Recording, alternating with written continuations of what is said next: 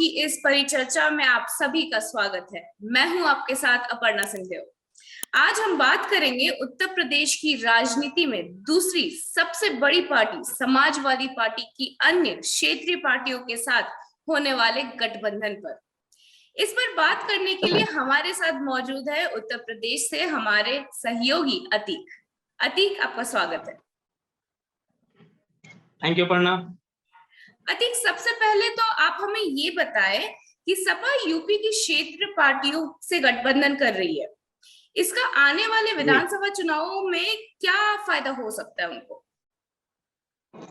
Actually Aparna ji, ये है कि अखिलेश यादव पिछले विधानसभा चुनाव में 2017 में एक बार बड़ी पार्टियों से गठबंधन करके देख चुके हैं, जिसका नतीजा आपके सामने रहा है। उन्होंने कांग्रेस पार्टी से गठबंधन किया था, तो उसमें काफी सीटों का बंटवारा भी हुआ था, तो काफी उम्मीदें लगाई जा रही थी कि ये दो बड़ी पार्टियां हैं तो एक बड़ा वोट बैंक एक जगह पर आएगा। लेकिन इसके ठीक उलट हुआ। जब रिजल्ट आए तो सभी लोग चौकन्ने रहे कि ऐसा कैसे हो सकता है, क्योंकि समाजवादी पार्टी का अपना एक अलग वोट जनाधार रहा है, कांग्रेस का अपना जनाधार रहा है। लेकिन उन्होंने जब ये देखा कि हमने कांग्रेस के साथ पार्टी से गठबंधन किया और फिर सीटों पे बंटवारा किया, तो फिर उसमें बहुत अच्छा रिजल्ट नहीं आ पाया।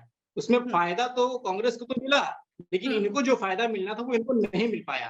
तो होता नहीं, जैसे आपने सुना होगा कि जब दूध का जला छाछ भी बहुत फूंक फूंक कर पीता है, तो वही चीज वो इस बार भी यहाँ पर भी अपना रहे हैं। क्योंकि अब जिस तरीके से एक बार वो धोखा खा चुके हैं, तो उनको पता है कि क्षेत्रीय पार्टियों पर लौट करके आना हुआ। अच्छा, क्षेत्रीय पार्टियों से मिलने का सबसे बड़ा कारण ये भी है कि जो क्षेत्रीय पार्टियां होती है उनका एक अपना वोट बैंक होता है, उनका एक अपना जनाधार होता है। और यहाँ की जो क्षेत्रीय पार्टियां होती है वो कास्ट बेसिस होती हैं, मतलब वो किसी जाति को लीड कर रही होती हैं और फिर वो अपना नेता बनाती हैं। तो चूंकि अखिलेश यादव की पार्टी भी लगभग इसी पैटर्न पर चलती है, तो उन्होंने क्या किया कि जो भी मतलब जातिगत आधारित पार्टियां हैं उनको साथ में लेकर चलने का एक इन्होंने फॉर्मूला अपनाया, जिसको इन्होंने अभी दो पार्टियों से आधिकारिक तौर पर गठबंधन भी किया है। जिसमें अगर आप पश्चिम में बात करें तो राष्ट्रीय लोकदल, जो कि जयंत चौधरी उसके मुखिया हैं, और काफी बड़ी पार्टी, वो उधर जाटों का काफी कुछ वर्चस्व रहा है। और वहीं दूसरी तरफ अगर पूर्वांचल की तरफ चलेंगे तो सुहेल देव भारतीय समाज पार्टी एक है, जिसके प्रमुख है ओम प्रकाश राजभर, जो कि अभी हाल फिलहाल में भाजपा से निकल करके आए हैं, तो उनसे गठबंधन हुआ है। तो यानी ये समझ रहे हैं कि इसमें इनकी क्या महत्व है, इसलिए उनके साथ जुड़ रहे हैं ये क्षेत्रीय पार्टी। सही। मेरा दूसरा सवाल ये है कि जैसा आपने बताया कि 2017 में सपा ने कांग्रेस से गठबंधन किया था, लेकिन फिर भी विधानसभा चुनाव में मतलब शिकस्त मिली थी उन्हें। तो आपको क्या लगता है, क्या क्षेत्र पार्टियों के साथ गठबंधन करने पर उन्हें सफलता मिलेगी इस बार? जैसे कि मैंने पहले कहा था आपसे कि देखिए, कांग्रेस जो थी ना, कांग्रेस के पास जो वोट बैंक था वो कोई बहुत मजबूत वोट बैंक नहीं था। अखिलेश यादव जब 2017 में सत्ता में थे तो इनको कम से कम ये चीज देखनी चाहिए थी कि आप सिटिंग सीएम हो, कहने का मतलब ये, तो आपके पास अपनी एक पावर है, स्ट्रेंथ है, लेकिन आपके पास ऐसी क्या मजबूरियां रही थी, क्या कुछ रहा था कि आपने जो है खुद चुनाव न लड़ने से हटकर आपने एक बड़ी पार्टी के साथ गठबंधन किया। यानी कि जाहिर सी बात है आपके अंदर कुछ कमियां रही होंगी, आपके अंदर आत्मविश्वास, आत्मबल नहीं था, इसलिए आपने कांग्रेस से आपने गठबंधन किया, जिसका सिला इनको मिला। सिला क्या मिला उसका आप ये कह सकते हैं कि उनको एक खामियाजा भुगतना पड़ा 2017 के चुनाव में हार के तौर पर।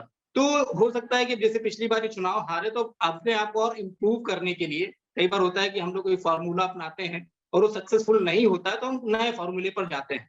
तो इसी तरीके से वो अब दूसरे फॉर्मूले पर चल रहे हैं, जो कि कारगर साबित लग रहा है अभी तक, जहां तक मेरे हिसाब से देखा जाए तो उन्हें इसी हिसाब से वो आगे बढ़ रहे हैं। तो मुझे लगता है कुछ फायदा इनका जरूर होगा। जी अति आगे बढ़े तो जैसे गठबंधन की बात की जा रही है, तो सपा सुप्रीमो ने भाजपा की गोद से उठकर आए सुहेल देव भारत समाज पार्टी को के अध्यक्ष ओम प्रकाश राजभर से गठबंधन किया है, वो तो हमें पता ही है। ये आपको क्या लगता है, ये कितना कारगर साबित हो सकता है? देखिए, जो सुहेल देव भारतीय समाज पार्टी है, जिसे हम एसबी भी कहते हैं, सुभाषपा कहते हैं, और इसके जो प्रदेश अध्यक्ष हैं ओम प्रकाश राजभर, काफी दिलचस्प आदमी है, इस बात को आपको मानना पड़ेगा। वो उनको कई बार यह राजनीतिक क्षेत्र में बहुत सारी संज्ञाएं उनको दी जाती है, बहुत सारे लोग उनको कहते हैं, कभी वो आरएसएस के पास जाते हैं, कभी अमित शाह के पास जाते हैं, कभी योगी जी के पास जाते हैं, वो योगी के मंत्रालय में भी रहे हैं। लेकिन उनका अपना एक एजेंडा सेट रहा है। उनका एजेंडा ये रहा है कि वो जिस भी समाज का प्रतिनिधित्व कर रहे हैं उसके अधिकारों की बात करते हैं। आप पिछले जब वो मंत्री थे, यहाँ पे कैबिनेट मंत्री का दर्जा उन्हें दिया गया था, कैबिनेट मंत्रालय में थे, तो उन्होंने जाकर जब उनकी सुनवाई नहीं होती, मतलब जिस पार्टी में है वो सरकार है, सरकार में वो अपना ही काम नहीं करवा पा रहे हैं। उनके घर में शादी थी, आपको एक छोटा सा वाक्य सुनाऊं। घर में शादी थी, उनके घर के सामने एक रोड थी, वो चूंकि बनी नहीं थी, पक्की नहीं थी।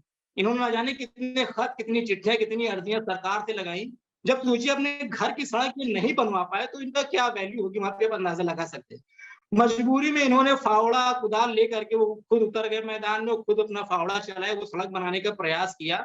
उस समय ये वाकया काफी कुछ फेमस हुआ था। तो आप अंदाजा लगा सकते हैं कि जो भाजपा है वो छोटी जो पार्टी होती है उनको साथ में तो लेकर चलना चाहती है, लेकिन उनके अधिकारों और उनकी जो एजेंडा उसको कभी नहीं पूरा करना चाहती। ये चीज है। अब सुहेलदेव पार्टी का जो वर्चस्व है उसके बारे में अगर आपको मैं बताऊं तो सुहेलदेव पार्टी का अस्तित्व अगर देखा जाए 2014 के बाद ज्यादा आया। जब लोकसभा के चुनाव हो रहे थे और नरेंद्र मोदी चुनाव लड़ रहे थे, तो उस टाइम पे शीर्ष नेतृत्व ने सोचा कि भाई हम क्षेत्रीय पार्टियां मिला करके अगर चलेंगे तो हमें सही रहेगा। तो उन्होंने फिर इनको सुहेलदेव राजभर को भी मिलाया, उनके साथ जो भी वोट बैंक था अपनी तरफ खींचा। उसके बाद आधिकारिक तौर पर ये 2017 के चुनाव में भाजपा से लड़े और उसके बाद उनको गठबंधन हुआ। 8 पार्टियां इनके खाते, 8 सीटें भी इनके खाते में मतलब डाली गई, लेकिन चुनाव लड़े तो 4 सीट पर विजय हुई। और 4 सीट पर भी अगर विजय होती किसी पार्टी की, क्षेत्रीय पार्टी की, तो बड़ा एक उपलब्धि मानी जाती है।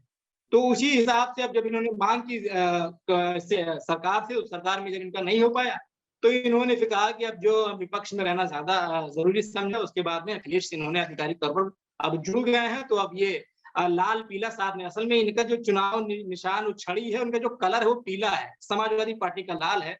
तो इस समय यहाँ पे एक नारा चल रहा है, मिल गया, जब मिले लाल पीला तो भाजपा हो गई लाल पीला, मतलब लाल पीला कलर एक साथ मिल गया है तो भाजपा लाल पीला हो गई है। तो इससे काफी कुछ प्रभाव पड़ने वाला है इस चुनाव में।